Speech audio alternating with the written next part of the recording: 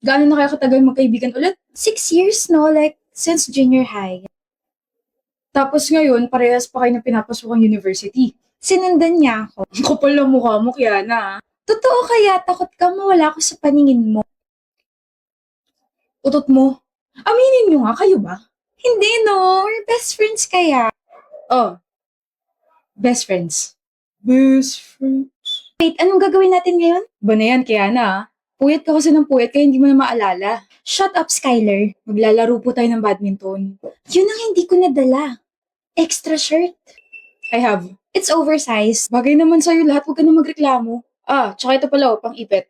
Bakit may pang-ipit ka? May girlfriend ka na, no? Girlfriend. Para sa'yo yan, lagi ka kasi nakakalimot magdali. Thank you. Anong ngiti yan? Umamin ka na kasi. Umamin? Ganun na ba ako halata? Utod mo! Anong hanap mo? Yung pinaprint ko, naiwan ko yata. Oh. Baka mo talaga. No, ibabagsak mo pa yung subject natin eh. Oh, I'm so glad I have you in my life, Skylar. Gawin na kaya kitang boyfriend ko. Gusto mo ba? Kadiri ka. Deserve. Skylar, samahan mo ko. Hindi nga pwede ngayon, kaya nasa susunod na lang. May date ka, no? Uy, hindi ah. Gagawa kasi kami ng project ng partner ko sa library. Daya naman kasi dapat ako yung partner mo eh. Nagsiselos ka ba? Wag. Tsaka feeling ko kung partner kita, edi wala tayong nagawa. Ganon. Hindi na kita kakausapin forever. Skylar. Ito na pala partner ko eh. Hi, Kiana. Hi, Jam. Pahiram muna ako sa BFF mo ha. Kahit wag mo na ibalik. Sure ka? Gusto ko pa man din siya. Huh? Baliw! Oo, baliw sa'yo. Ano yung chinat mo? May sasabihin ka? Sakto ako rin. Tsaka may ibibigay ako sa'yo. May ibibigay ka? Sige, ikaw muna. Ladies first. May nanliligaw na sa akin.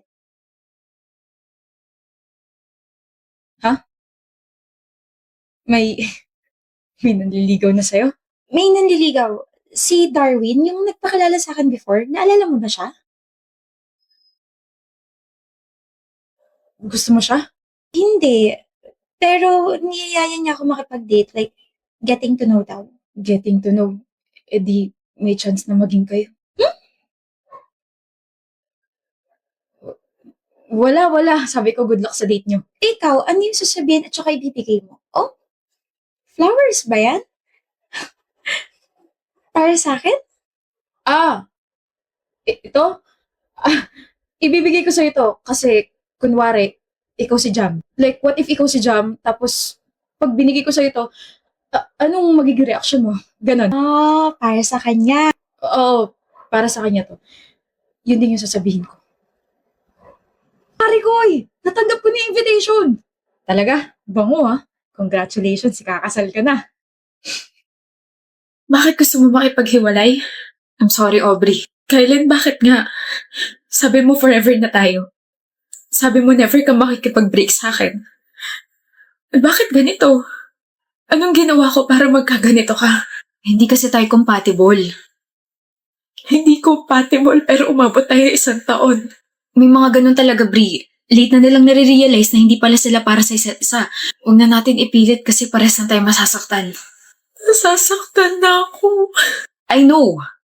Masakit para sa akin tong desisyon na to pero kailangan ko nang bumitaw dahil nahihirapan na tayo.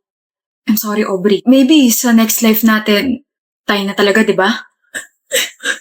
Huwag ka nang malungkot. Huwag ka nang umiyak, okay?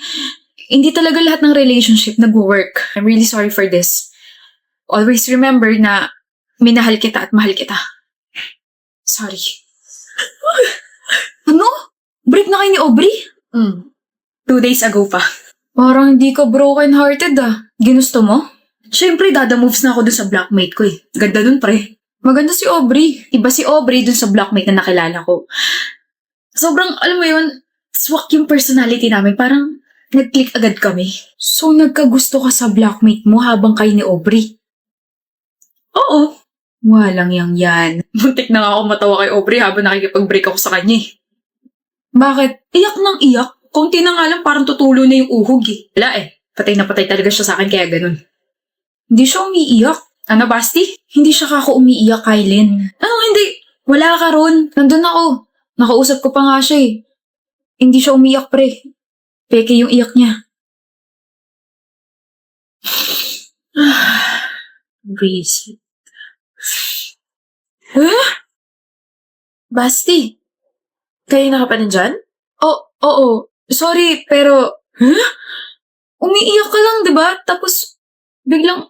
Wow, ang bilis namang mag-shift na emotions mo. Hindi naman ako naiyak.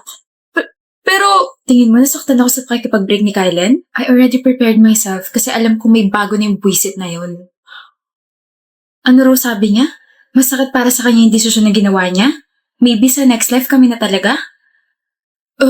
Sarap isuka ng mga kinain ko kanina. Shucks, kinikilabutan ako. Pero bakit ka umiyak kung ganun? Kasi natutuwa si Kylen kapag umiiyak ako.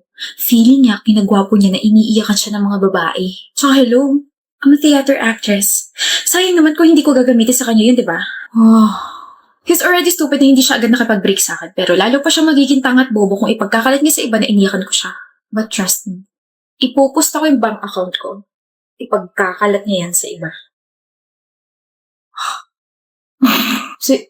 Sinabi niya yun? Oo, tapos natawa pa nga siya kasi mukha ka raw tanga habang kinakausap siya tungkol sa hindi niyo pagiging compatible, something like that. Ayusin mo sarili mo, Kylen. Nakakaya ka maging kaibigan eh. Okay lang yan, Kylen. Yung mga ganyang ugali, deserve mapahiya. Mom, alis na po ako ah. Here's your allowance. Meron pa po ako ma. Gamitin niyo na lang po yung pambili ng next groceries natin. Billy, bye na po ma. I'll take care of myself sa school. I love you and tell dad that I love him too, okay? Ang batang yun talaga. Billy, kanina pa kita inaantay. Huwag mo naman masyado ipahalata na miss mo na agad ako. You know you're my savior pagdating sa ACADS. Pa-tutor ako sa part na to. Sabi ko na ginagamit mo lang ako eh. Billy naman eh. Adelisan ba dyan? Ito. Congratulations, Billy. You're running for highest honors college. You're really making us proud, ha? Keep it up. Thank you po.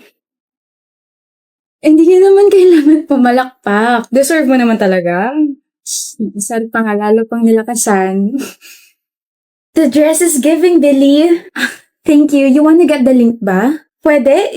Hindi mo i-gatekeep? Hindi lang naman ako yung pwede magsuot ng damit na to. Thank you! Ang bait-bait mo talaga kaya ang daming humahanga sa'yo eh. Ano ka ba? Hindi naman. Anong hindi ka dyan? You have a perfect life, Billy. You're a very good friend, schoolmate, and classmate. Tapos your family is very, very rich pa. You're a loving girlfriend and may perfect relationship pa with Jules. Beauty and brains ka pa, tapos you're super kind pa. Baka lumaki ulo ko niyan na. Wala kaming pake kahit maging megamind ka pa, we will still love you, Billy. Thank you, Laya. And you know my name pa? Oh my gosh! Of course, nagkaroon na tayong interaction dati, diba? How's your day, my love? Ganun pa rin, masaya, enjoy, and hindi boring. Tapos, running for highest honors ulit ako. And then, alam mo ba, I stumbled upon the schoolmate. Her name is Laya. Sabi ba naman niya, I have a perfect life. Perfect ka naman talaga. You're my perfect Billy. It feels weird lang. As in, sa buong buhay ko, ngayon ako nasabihan ng perfecto ako. Nobody's perfect naman. You're an exception, baby. Whatever. Sa'yo ba, Jules? How was your day? Nagka-abere lang sa isa sa mga subjects pero nagawa na naman na paraan. Don't pressure yourself too much, ha? Yes, ma'am. At saka palagi sumasagi sa isip ko na kapag nagpadala ko sa inis at saka sa pagiging stress ko, lalo magiging masama yung kalalabasan ng mga ginagawa ko. Very good naman ang baby ko. Kaya pengen ako kiss. As you wish. Bakit, Billy? Ikaw yun? Yung ano? Cringe naman ito. Narinig mo yon? Billy, are you okay? Pinagtitripan mo ba ako, Jules? Okay ka lang ba? Ano ba sinasabi mo? Huwag ko na lang kaya ilagay itong part na to sa POV na to. Medyo cringe kapag naghingi pa siya ng kiss eh. Baka mamaya makringe na rin yung mga manonood nitong content ko na to. Billy! Jules? Hala, ano nangyari? Ba't nag-glitch? Ba't nakastuck na siya? Ba't ganito? Part? POV? Content? Audience? My friends? My family? My schoolmates? My boyfriend? Hindi ako tanga para hindi ma-realize to. Isang palabas lang ang perpektong buhay ko. Ano, tapos ka na sa POV na ginagawa mo? Paano matatapos biglang nag-glitch to in-edit ko? Ayaw na gumalaw ng clips, oh. Pati yung editing app na damay. O paano yan? May ako na nga asikasuhin. Tara, kain muna tayo. Tara. Ay, wait, yung phone ko. have some good news. Ano yun, Ace? Kasama ako sa math competition next week. Ay, paano? Paano, Brea? Highest ako sa exam, diba? In-announce pa nga ni Ma'am. Okay. I mean, I get to compete with other schools. So, ano nga ulit yung kinukwento mo, Clara? So, ito na nga. Kahapon kasi. Look, niyan. Nanalo ako sa competition. I'm so happy. Oh. Bakit? Ano ba gusto mo reaction namin? Wala man lang congrats. Para kasi hindi naman kayo masaya para sa akin. O diba sabi sa'yo, magdadrama na naman yan eh. Para naman kasi napaka-big deal ng congrats sa'yo. Of course, big deal yon kasi kaibigan ko kayo. Mana yan, puwet ka na siguro kakaaral. Tama. Tara sa kantin. Congrats, Ace. Galing mo. Thank you, Hannah. Congrats ulit, Ace. Para saan? Di mo pa ba alam? Kasama ka sa honor list. Talaga? Deserve mo mag-celebrate. Kain tayo sa labas. Ano meron? Kasama ako sa honor list. Talaga? Oo nga. Talagang makakasama ka kasi di ba mayaman magulang mo? Anong sinasabi mo dyan, Brea? Bakit? Totoo naman, di ba? Kaya ka lang naman nagiging representative ng school, tsaka kaya ka kasama sa honor list kasi may kapit ka. Aminin mo na. Friends mo naman kami. Oo nga, tsaka baka mamaya is pinangalan sa'yo kasi you're born to ace the quizzes and exams because of your connections. Hindi totoo yan. Nakita namin yung advisor natin, nakausap yung mama mo nung nakaraan. Baka mamaya may bagong pinipish sa competition for ace kapalit ng pera. How can you both say that? Wala kayong alam. Kaya kausap ni mama yung advisor natin kasi nagpapasalamat siya for guiding me.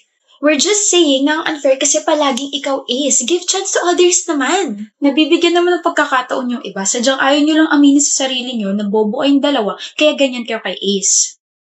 Hannah, Sabi mo? Sakit ba masampal ang katotohanan? You can even clap for her. Hindi nyo man lang masabi na, congrats Ace. Sobrang deserve mo yan. Hindi eh. Unang marka nyo sa kanya, puro pagdududa. Anong klase kayong mga kaibigan? Kaibigan namin siya. Kaibigan na Inglaterra dahil nakakaangat yung isa niyong kaibigan. Oo nga naman. Kaibigan nga talaga kayo. What about her connections? Matalino't masipag si Ace, hindi niyo lang talaga matanggap yun. Ako nga na hindi niya nakakasama palagi, kitang-kita yun eh. Kayo lang tong mga bulag-bulagan.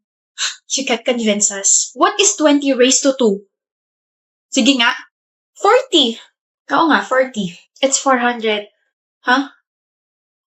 20 raised to 2 is 400. 20 times 20 is equal to 400. That's basic math. Dami mong alam. Bida-bida. Kitams? Tara Ace, i-celebrate natin lahat ng mga na-ace mo except with your fake ace friends. Galing mo. Nablangko ako sa sarili kong tanong eh. Kala ko rin 40. Buti hindi ako nagmarunong. Magmumukha rin akong bobo. Tara,